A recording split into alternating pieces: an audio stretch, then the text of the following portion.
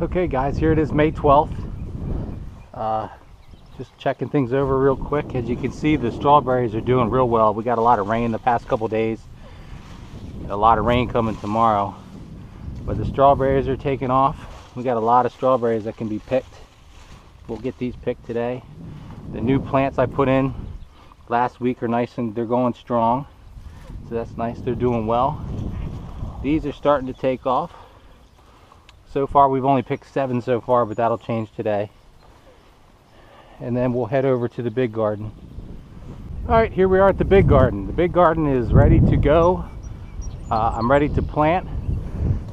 I'll show you what I have going on. This is a hog panel with some 5-foot T-posts. You can get these at Tractor Supply, probably get them at Lowe's and Home Depot, but I went to Tractor Supply. I'll put the total amount I spent at the end of the video. But this is what we run our tomatoes up. So these are our beefsteak tomatoes, and I'm not going to do a video of me planting everything. I mean, you know, you dig a hole, you put it in the ground. Pretty self-explanatory. But we put these, I'll put them right up against the post, or the hog fence. And then I put this down, this is a beer flat. I put this down around the plant it actually helps me a lot with weeds. So that's what it'll look like in the ground. And then I'll put some hay or mulch around this so I can stop the weeds.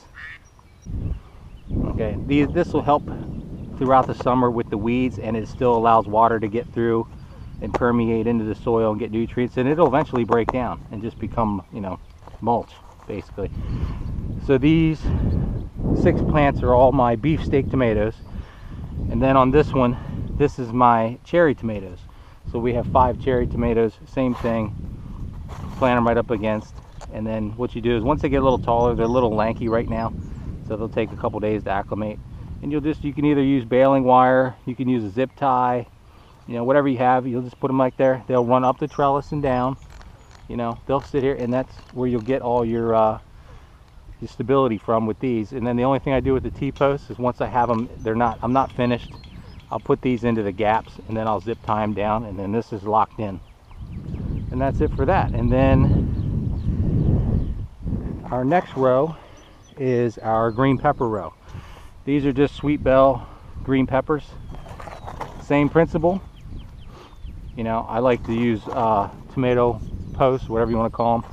Same thing, I'll plant this right up against the pole, and then I'll zip tie it when it gets a little bigger. Once the peppers start growing, really helps it stay from snapping over. I got 5 of those. The only thing I forgot to buy was the red peppers.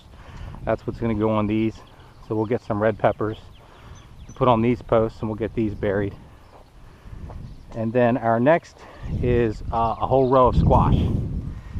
This is just summer squash, the green squash. As usual, the same thing like I've said before, same principle. I'll put these down, put a heavy dose of hay.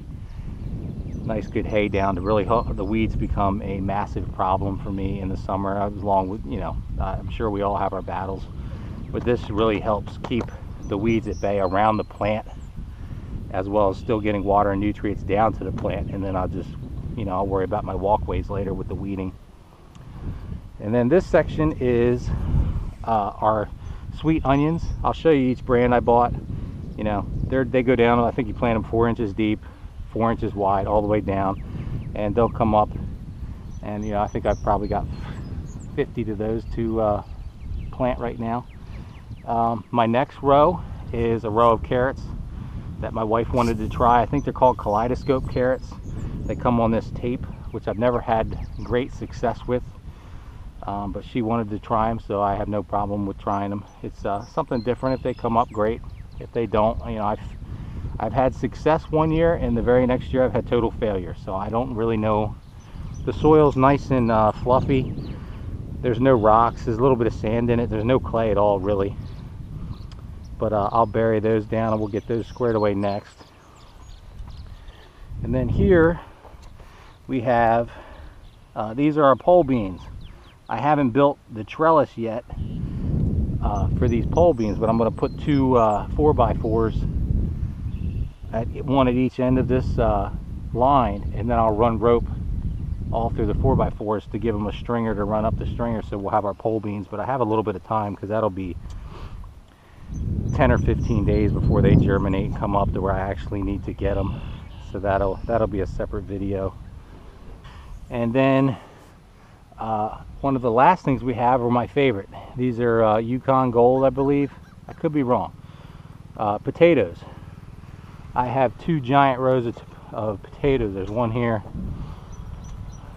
and then they start here again. I ran out on the other side. But these are one of my favorite things to grow. They go down, you plant these down about 6 or 8 inches, give or take 15 inches apart. Get those in nice fluffy soil as well, not compacted, so the tubers can really do their thing and get down. So they'll be planted. And then the last thing we have are cucumbers. We got a massive row of cucumbers here. Same thing as all my other stuff on the other end of the garden. We'll bury them, cover them with this, keep the weeds out, get these stinking rocks out of here. And then that'll pretty much be it for this garden. So, you know, cucumbers, potatoes, onions, pole beans. What else do we got? Squash, green peppers, red peppers, beefsteak tomatoes, cherry tomatoes. Got a lot of stuff going in this garden about to be planted. Oh, and here's what I have. I'm growing white superior potatoes. I'm growing onions, sweet onions. I think I got these from Walmart. And here's the carrots. My wife wanted the kaleidoscope blend and the pole beans. I think these came from Tractor Supply. So we'll get these in the ground and then we'll go from there. Okay, we are back after 2+ hours. Everything is planted. Just giving everything a quick water down.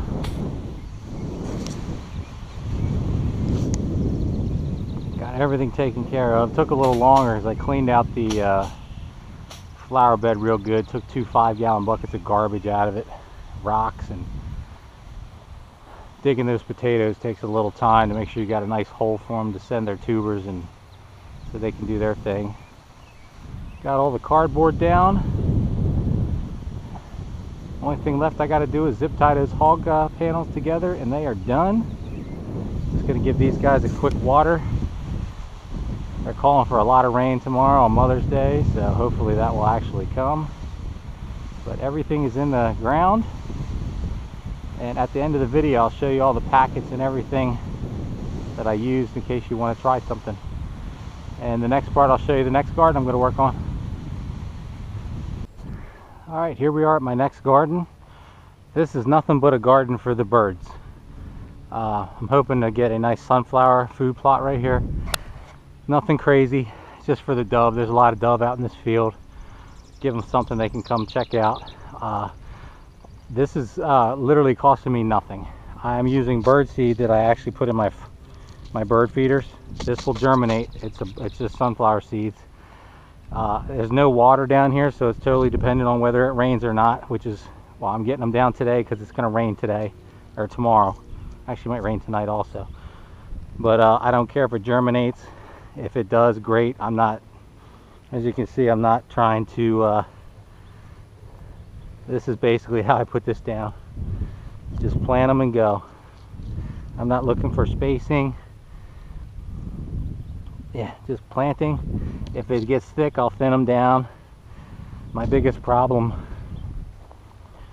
with down here is the dang deer. So I'm just, all I did was make a little, I took my hoe and made channels. Cleaned out the weeds real quick just to give them a head start. Give my seeds a head start. And I'm just planting. Because it's not like you have to follow spacing requirements, anything. It's just, hopefully by midsummer it'll be a nice thick sunflower seed food plot. At least the birds will like it. But that's all there is to this. And then I'll backfill in the channels. And that'll be it for this, for the year. I don't really come down here and weed much. I just let it go. And we just drop some more seeds. And believe it or not, these will germinate. They will, about 7 to 10 days, give or take. You'll have a big old flower bed full of sunflowers, and then you just have to worry about the deer eating the heads off when they're about 6 inches tall. So I got some tips, some tricks I'm going to try that people have told me to help me out with this, so they actually come up. But I'm going to finish this, and then I'm going to move on to the last flower bed. Okay, last, and this is it for me, is this is my fenced in garden down at the end of my property, my runner garden. Again, I'm very dependent on rain. I need it to rain down here because I don't have a water source, and this is where I put one row of pumpkins, one row of watermelons, and one row of cantaloupe, and then I let them run. I don't do much weeding down here. I let them go wherever they want and see how everything turns out. But here's the watermelons I'm using, the honey rock cantaloupes, and then hopefully I'll be able to harvest some pumpkins this year come Halloween. That could be pretty fun. Hopefully I get a nice crop of watermelons. I always like them. And I have this fence, as you saw in the first video, to hopefully help me with the deer, because they decimate everything down here at the end of this property. If it gets about 6 inches tall and they find it, you can forget it. And the nice thing, even though I know there's nothing in here now, it's been up for probably 2 weeks at least, and there isn't a single deer print inside here. I mean, granted, they have no reason to go in here right now. It's just dead weeds and whatnot that I've been picking out. But that could be a nice sign that they're not trying to jump this fence to see what's in here until the plants come up. And even then, I'm going to try a couple tricks and see if I can just keep them out of this pen. But I'm not going to show you planting them. It's the usual. I just put them in the ground, cover them up. It's supposed to rain heavy tomorrow. Actually, now it's looking like Monday also. So we'll get this in, and then I am done. And then be sure to check out part 1 of this video and subscribe if you like what you see so far. And we'll see what happens throughout the summer.